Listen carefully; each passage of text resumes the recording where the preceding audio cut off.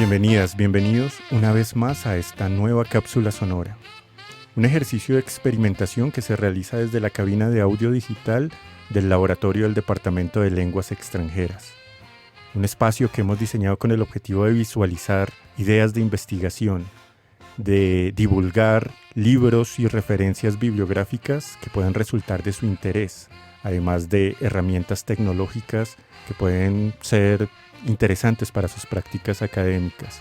Y también nos interesa la divulgación del relato y de la experiencia de vida que se articula con el estudio de la filología y los idiomas.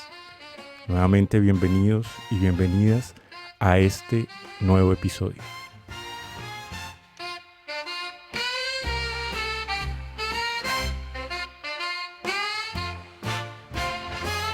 Saludamos hoy a Juan David Escobar Chacón, egresado de aquí del Departamento de Lenguas Extranjeras de la carrera de Filología e Idiomas del programa de inglés. Juan David, bienvenido. Muchas gracias, Alberto. Un placer estar aquí contigo conversando de tantos temas. El placer es para mí enorme, significativo, porque conozco a Juan David desde su etapa de estudiante de pregrado, es decir, desde el año 2008. Y bueno, pues está con nosotros para compartir lo que ha sido su experiencia como estudiante de filología, como estudiante de maestría y hoy actualmente estudiante de doctorado. Pero que sea en la voz de él, que se relate esta historia y que se cuente esta experiencia. Juan David, pues ¿cómo estás? Muy bien. Estoy aquí de visita en Colombia. Voy a ir a un congreso la próxima semana que va a ser en la Javeriana. Y bueno, en general bien, ¿no? En este momento estoy estudiando un doctorado en Atlanta, la ciudad de Atlanta, en la Universidad de Emory. Y Juan David, llevando la vida a escarbar por esas gavetas de la memoria, ¿qué te trae a la memoria de ese tiempo, del año 2008 al 2011, de las experiencias académicas, claramente? Bueno, poco a poco esta biblioteca se empezó a convertir en un espacio de amistad con los años, ¿no? Con la conversación constante con Alberto y con Diego, que también participa en este programa. Pero antes de eso era un lugar de exploración, o sea, es una biblioteca que me pareció siempre que estaba muy, con libros muy bien escogidos, que tenía los temas que la gente que estaba estudiando filología necesitaba. Estaba muy bien organizada. Y también era un lugar de silencio. Como en silencio había quietud. Era un buen lugar para venir a estudiar. Pero también era un buen lugar para venir a hacer preguntas. Cuando yo entré acá, pues tú ya estabas. Y no solo lo sé por mí, sino por la experiencia de otras compañeras y otros compañeros que siempre salían con una referencia. También algunas clases utilizaban la biblioteca como un espacio de investigación. Recuerdo a la profesora Patricia Escalante, un par de veces nos enviaba a la biblioteca a escarbar qué había en temas relacionados con la historia de Inglaterra principalmente, porque el curso estaba muy enfocado en ese país en ese momento. Entonces eso es lo que recuerdo. Y hay algo que en otros espacios lo he manifestado y he usado tu nombre como referencia, tengo que decirlo aquí abiertamente, y es algo que me parece a mí importante resaltar, y es un proyecto de vida académico en el que la literatura ha sido un discurso continuo. Uh-huh.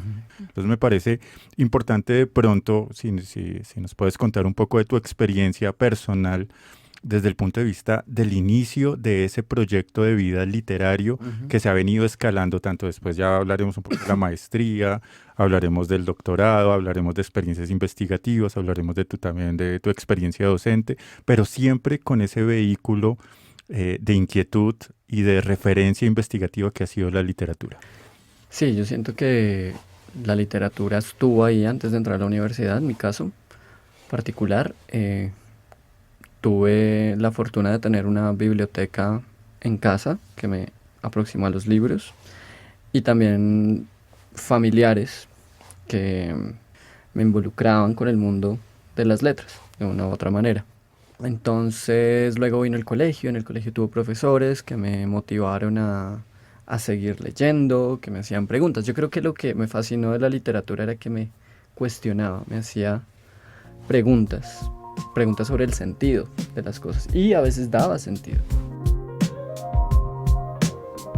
Para Kropotkin, el profesor de literatura o la experiencia literaria era una de las más importantes dentro de todo su desarrollo intelectual, teniendo en cuenta que era asociativo, que la literatura asociaba otras áreas como la historia, la psicología, la filosofía, y la integraba de manera muy didáctica y muy práctica para poderla transmitir y dar eso que estás hablando muy importante, que es sentido. Esa fue una de las razones por las cuales la literatura me fascinó, es porque a mí me gustaban muchas cosas. Y el punto de convergencia de la filosofía, de la historia, del psicoanálisis, en su momento yo también leía cosas de psicoanálisis, lo encontré en el texto literario. O sea, como que a partir de esa red textual yo podía empezar a sacar hilos y asociar y relacionar. Y eso a mí me fascinaba, eso me gustaba mucho. Claro, y estaba el contexto de la filología y los idiomas. Claro, creo que yo no tenía muchos referentes de lo que era la filología. Yo tenía dos, ya había leído a Nietzsche en ese momento y sabía que Nietzsche era un filólogo. Y también me gustaba El Señor de los Anillos. Claro, Y Tolkien. Tolkien era Ujú. un gran filólogo, ¿no? Él Sí. inventó estas lenguas, o sea, él Ujú. estudió las lenguas germánicas, obviamente el inglés, y creó estos mundos magníficos e incluso pues creó lenguas derivadas de sus estudios, ¿no? Entonces eso creo que esas figuras me hicieron sentir que esto era algo interesante y la lengua, aprender una lengua era realmente habría posibilidades. Y eso fue una decisión interesante, porque, porque yo creo que si hubiera estudiado estudios literarios o filosofía u otra cosa, me hubieran cerrado muy rápido en ciertos tipos de lenguaje y de discursos.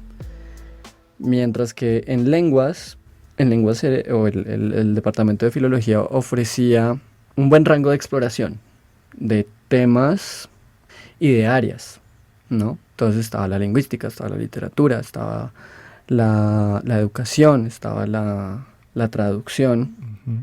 Obviamente esto es un tema en el que no nos vamos a adentrar, bueno, pero siempre todos cuestionamos el nombre de filología. ¿Qué es la filología, en primer lugar? Si se hace acá o si esto es un departamento de lenguas modernas, pues.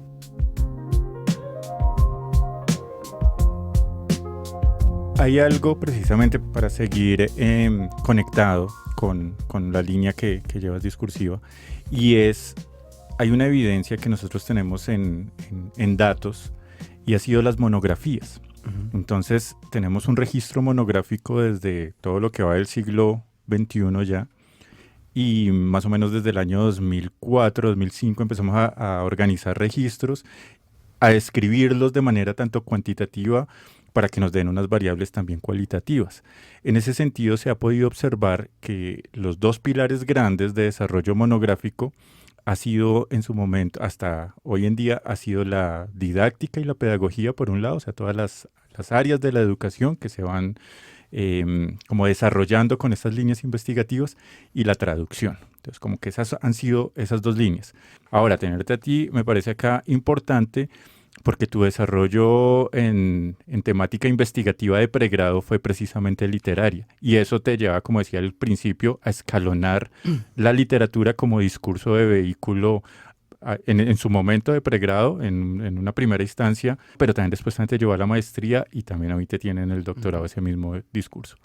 Sí, yo creo que para mí fueron, además de la experiencia de la que ya hablé, fueron fundamentales los cursos de introducción a la literatura, especialmente el primero, con un profesor que se llamaba Luis Ernesto Rosso, era donde, por ejemplo, yo me empapé de las vanguardias. Y eso a mí me llamó mucho la atención, la exploración de las formas, pero también el arte como un vehículo político para hacer crítica de la sociedad, también en el campo del desarrollo del potencial humano, de la exploración, de la representación de los problemas filosóficos a través de la estética, también la conexión con varios géneros, con la poesía, con el cuento corto, con la novela, con escritores latinoamericanos. con el surrealismo. Yo me acuerdo que mi presentación fue sobre el surrealismo y eso Mm. fue fascinante, ¿no? Y era el entrecruzamiento entre además diferentes tipos de artes, la literatura, el cine, ¿no? Los juegos de Buñuel y Dalí con el perro andaluz. Y bueno, para mí fue fascinante la pintura, la poesía de Bretón. Bueno, todas esas cosas a mí me gustaron mucho.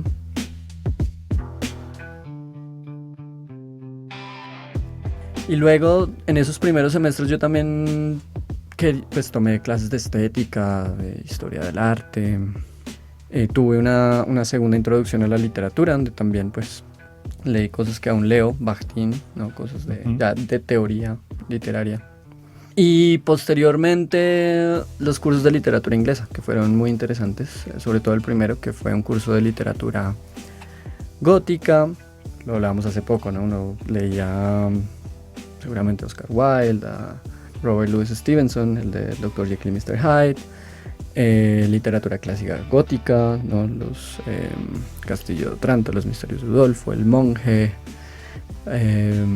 Frankenstein, los poetas románticos. Y todo eso me gustaba, me apasionaba y ya digamos en ese momento la posibilidad de leerlo en la lengua original, ¿no? Claro, En pues inglés sí. ya era distinto. A la par también estaba estudiando alemán porque me quería acercar a escritores alemanes. Ese fue el primer impulso para tratar de aprender alemán. Em, y al mismo tiempo empaparse pues como del ambiente cultural de la Nacional, que siempre hay cine, siempre había espacios para ir a teatro o ir al León de Grave. Yo creo que todo eso fue como alimentando más esa parte de interés por el mundo en general de la cultura, pero principalmente del lenguaje, porque pues nosotros son pues estudiosos del lenguaje, sea que seamos profesores o seamos investigadores. Eso me pareció genial.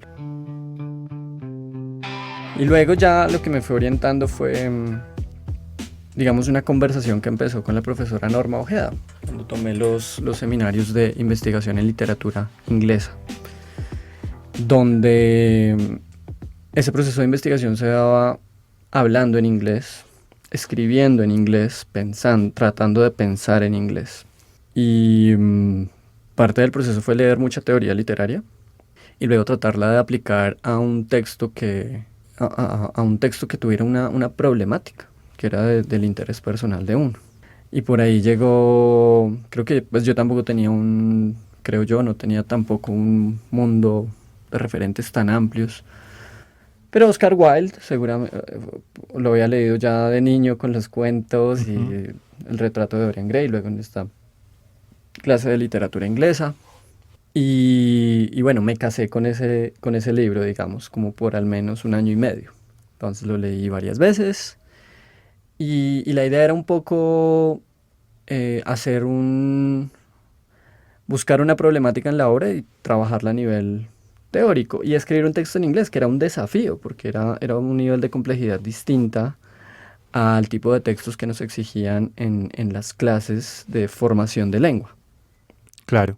Y ahí viene un punto súper importante, me parece que es necesario resaltarlo, y es la monografía, el desarrollo de la monografía desde el pregrado te da las posibilidades o te lleva, no sé, el rigor investigativo, el interés, la autonomía, el bagaje que ibas construyendo poco a poco, dio como resultado que la monografía ganara un premio como mejor trabajo de grado.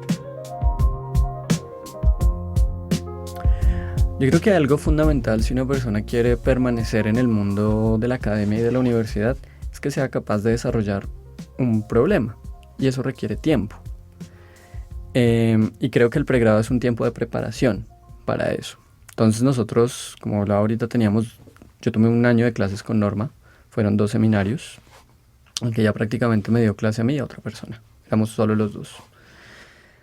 Algo curioso, pues algo que uno dice, bueno, es una carrera de lenguas y muy pocos se inscribían en ese seminario. No había, al parecer, mucho interés en la literatura, digamos, como un complemento a la formación pedagógica que recibíamos. Pero creo que ese tiempo fue supremamente importante precisamente porque la investigación requiere un tiempo, requiere reflexión. Y trabajar un problema no es fácil.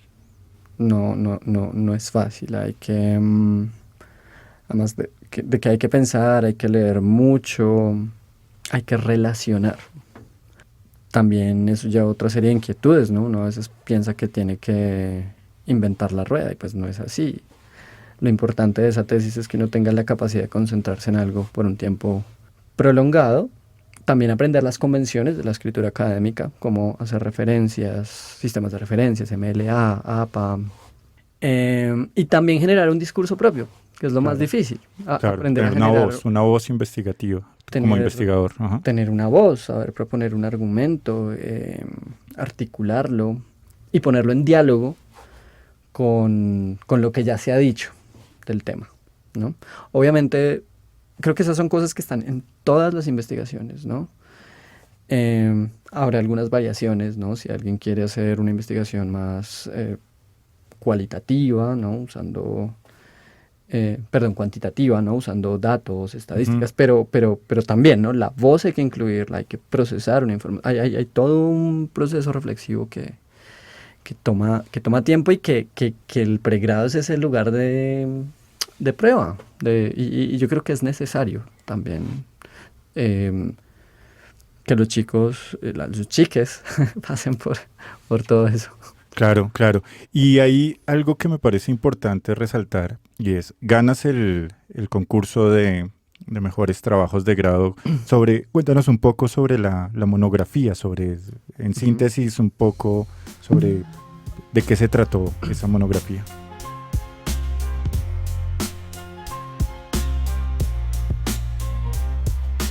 Bueno, la monografía, el objeto de estudio era el retrato de Dorian Gray de Oscar Wilde y trataba de relacionar la novela con el origen de la tragedia de Nietzsche, donde él habla de la manifestación de dos fuerzas en el arte, que es el espíritu apolíneo, ¿no? Que son las artes pictóricas, figurativas, donde la armonía juega un papel importante, y esta otra dimensión dionisiaca, que él veía básicamente en la música, tenía referentes como a Wagner y bueno, otra serie de cosas.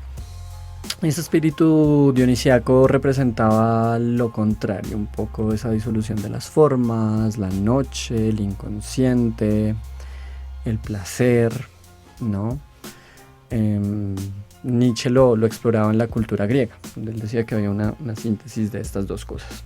Y lo que yo veía era que en la novela de Oscar Wilde estas dos fuerzas se manifestaban y de alguna manera moldeaban al carácter, perdón, esa interferencia en inglés, al personaje principal de la novela, a Dorian Gray, ¿no? Entonces Dorian Gray es prácticamente un Adonis, este joven hermoso que de alguna manera pues se va involucrando con la vida del placer, ¿no? Del hedonismo, ¿no? Y está en tensión entre dos personajes, ¿no? Un personaje que es el que lo corrompe y el otro que es el pintor, que es el que le muestra la virtud. Y entonces Claro. Oscar Wilde, perdón, Dorian Dorian Gray, Gray. Dorian Ajá. Gray debe decidir de alguna manera, eh, pues, hacia dónde va, ¿no?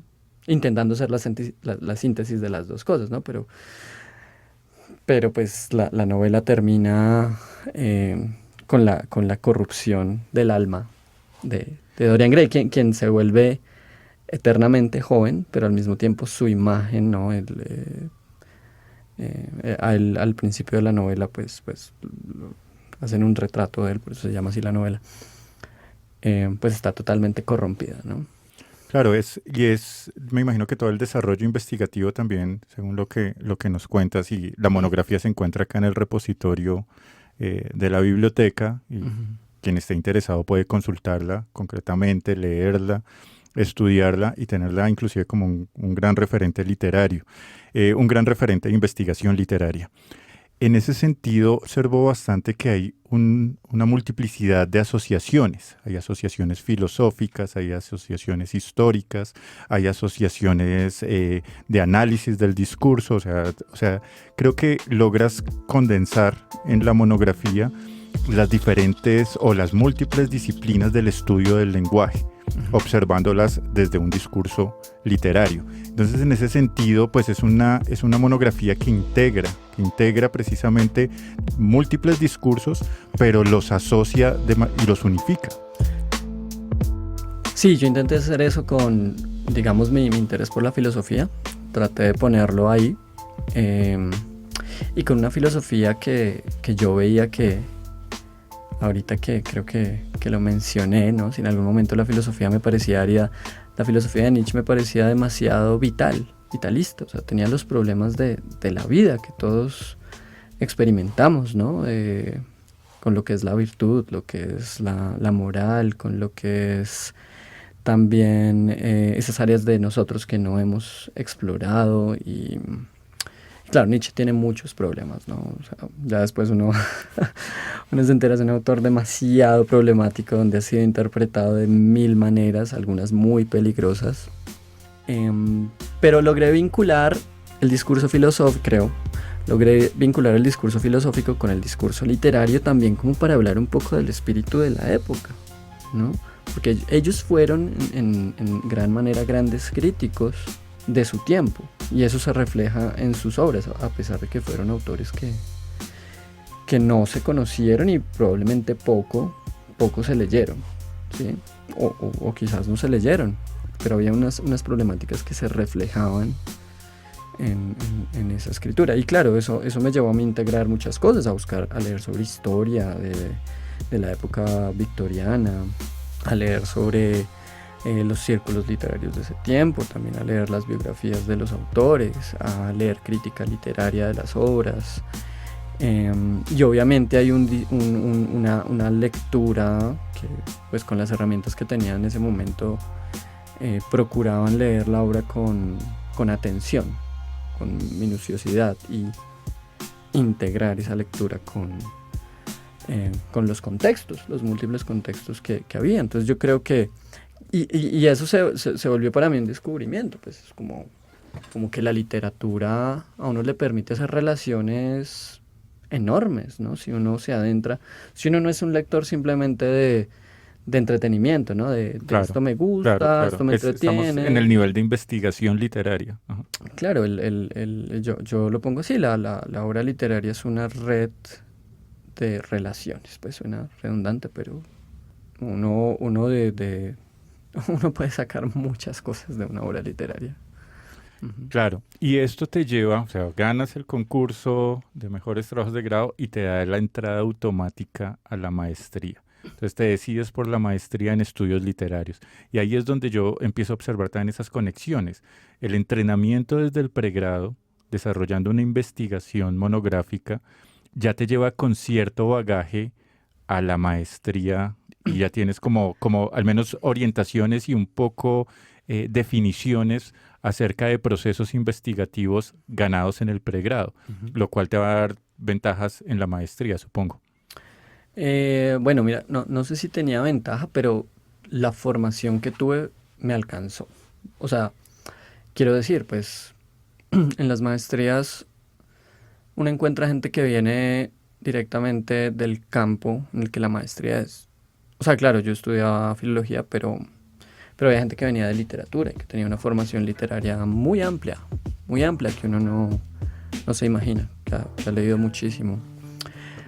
Pero lo más interesante es que uno, para hacer una maestría de estudios, una maestría de investigación, uno no tiene que preocuparse tanto por qué tanto ha leído, sino por la identificación de problemas, saber lo que es un problema en el área. Y esa formación sí me la dio tomar los seminarios de literatura inglesa con la profesora Norma.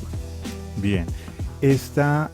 Además hay algo particular en el ejercicio de la maestría, y es que te dio la oportunidad también a través de una beca de ser docente auxiliar, creo que lo llaman, no sé si yo fui muy término. Yo fui muy afortunado porque al ganar el premio de mejores trabajos de grado, aparte de la admisión automática, no tuve que pagar el primer semestre y luego me presenté a la beca que ofrecía la maestría para dar clase y esas clases se daban, y eso fue un retorno bonito, en el departamento de lenguas. Entonces yo daba las clases de introducción a la literatura en el departamento de lenguas, a estudiantes de inglés, francés y alemán, y tuve la oportunidad de enseñar ese seminario de introducción a la literatura en 2 oportunidades que fueron supremamente importantes en mi formación como docente de literatura, aunque ya había sido para ese momento docente de lengua.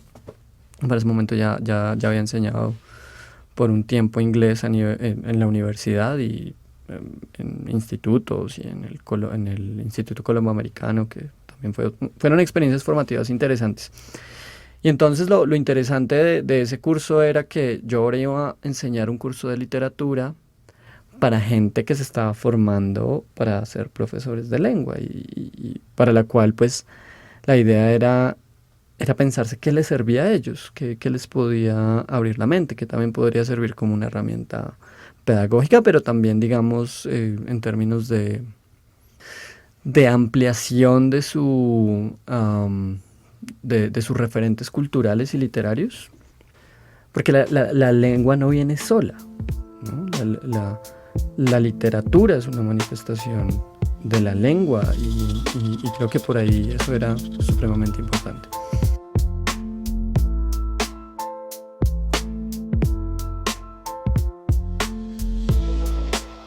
También me parece importante que en medio de esa experiencia docente, o sea, te vuelves a vincular con el departamento de lenguas, eh, ya hay un ejercicio diferente, porque venías de ser estudiante o sigues siendo estudiante, pero me parece que ahorita hacíamos ese símil que casi siempre ha estado presente, y es ser estudiante pero a la vez docente, y siempre como que mantiene esa virtud. O virtud, o bueno, no sé, o sea, tal vez sea otro el adjetivo que se necesite usar para esa descripción. Pero han estado las dos presentes. Desde ese punto de vista, ¿cómo fue precisamente integrarte siendo estudiante al círculo docente? Fue interesante porque es que uno está viendo las dos caras de la moneda, ¿no? Uno está viendo lo difícil que es ser profesor. Incluso ser la autoridad en un espacio siendo una persona joven, al mismo tiempo terminar de ir a clase y volverse el estudiante. Sí, nuevamente. Y también hay un proceso de retroalimentación muy interesante, porque yo creo que lo que yo hacía era ver qué funcionaban mis profesores que yo podía usar en mis clases. Y yo creo que ha sido así a lo largo de los años. Tener las dos miradas a ti te permite no estancarte, porque uno genera como una personalidad como profesor, yo creo, ¿sí? Y en la medida en la que también se va alejando de esos otros espacios donde uno se va volviendo un investigador, un profesor mucho más autónomo, pues también va como consolidando formas discursivas, formas pedagógicas. Y la gran ventaja de siempre ser un estudiante es precisamente que puedes ver la otra cara de la moneda, qué te sirve y qué no te sirve de los profesores que a ti te están formando. Claro, y ahí entonces viene, o sea, se van integrando otras líneas, entonces ya vienes del pregrado, vas a la maestría, puedes tener la oportunidad de ser docente auxiliar, pero también tienes una experiencia como investigador en ese proceso. Claro. Cuéntanos un poco, porque ya es otra variable de la academia, que no, ya también desdibuja un poco la docencia, desdibuja un poco el aula y te lleva más al círculo investigativo. Bueno, ya habíamos hablado de la experiencia en el pregrado, que fue supremamente importante, y luego en la maestría, con los seminarios de investigación, era precisamente pensar problemáticas que pertenecían al campo de la literatura y cómo se podían desarrollar, ¿no? Dentro de eso empieza la participación en grupos de investigación con ciertos profesores. Yo participé en grupos de investigación de literatura comparada y también en grupos de investigación en el que nos preguntábamos qué estaba pasando con el discurso académico y cómo, digamos, las políticas económicas estaban transformando a la universidad y a las humanidades. Eso también lo investigamos. También me presenté a convocatorias en algún momento después de terminar la maestría. Alcanzamos a hacer un librito. Ah, un libro, no, es un librito. El Es un libro. era una antología que involucra un trabajo de investigación en la Biblioteca Nacional sobre literatura infantil en Colombia, ¿no? Que fue un trabajo muy, muy interesante. Y obviamente estuvo el otro proceso que fue desarrollar la tesis de la maestría, que fue sobre Macedonio Fernández, sobre el lector. Y fue, digamos, lo mismo, ¿no? Adentrarse de lleno en un problema, en una novela, en un objeto y tratar de generar, de articular cosas y de generar un discurso, una posición, de debatir. Y fue bastante importante.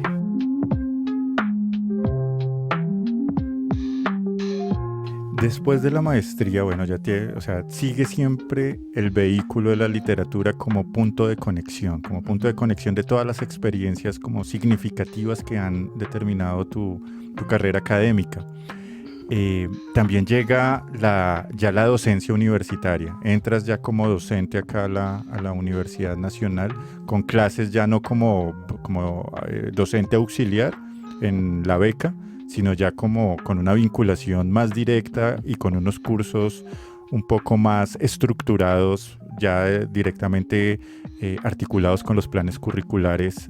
Cuéntanos un poco ahora de esa experiencia ya docente acá en la universidad. Una vez me gradué de la maestría, digamos, me dieron la oportunidad de empezar a dar cursos en, digamos, los temas que yo había trabajado. Como había trabajado Macedonio Fernández, el primer curso que di fue literatura argentina.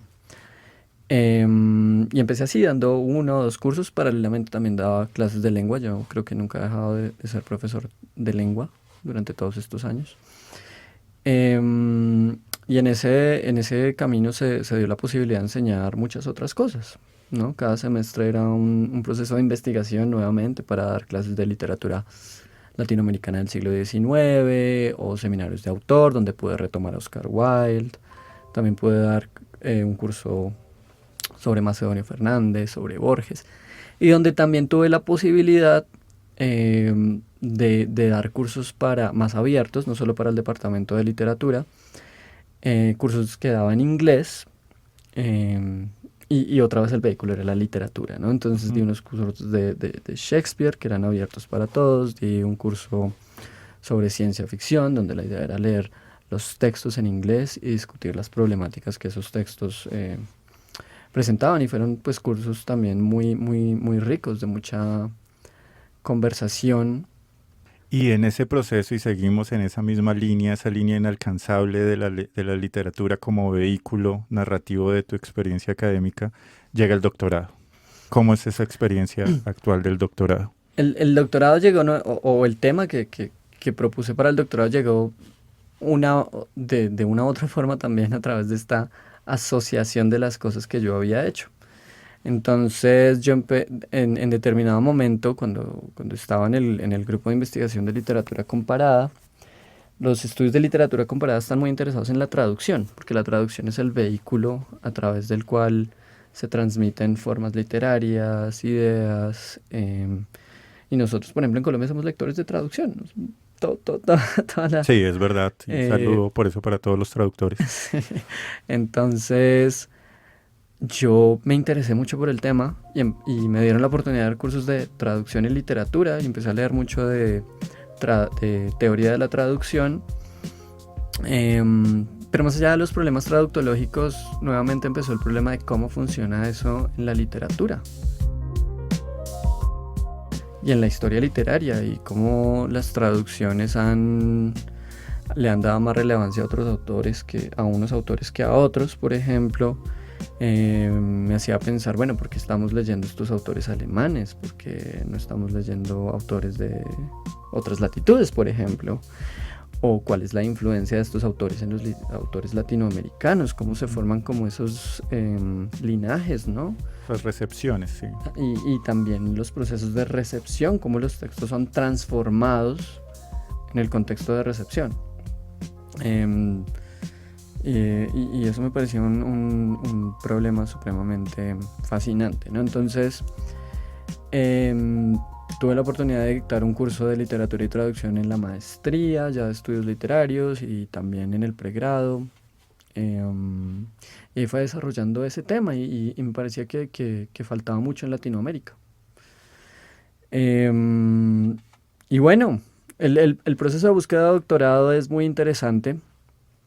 Yo creo que en ese momento no sabía muy bien cómo funcionaba la cosa, pero a través de gente conocida di con una profesora argentina que vive en Alemania que se llama Andrea Pagni, donde ella trabajaba eso que yo quería investigar.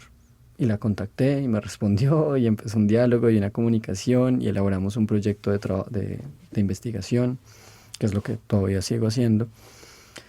Y mi interés inicial era estudiar en Alemania, no se pudo porque no conseguí una beca de sostenimiento.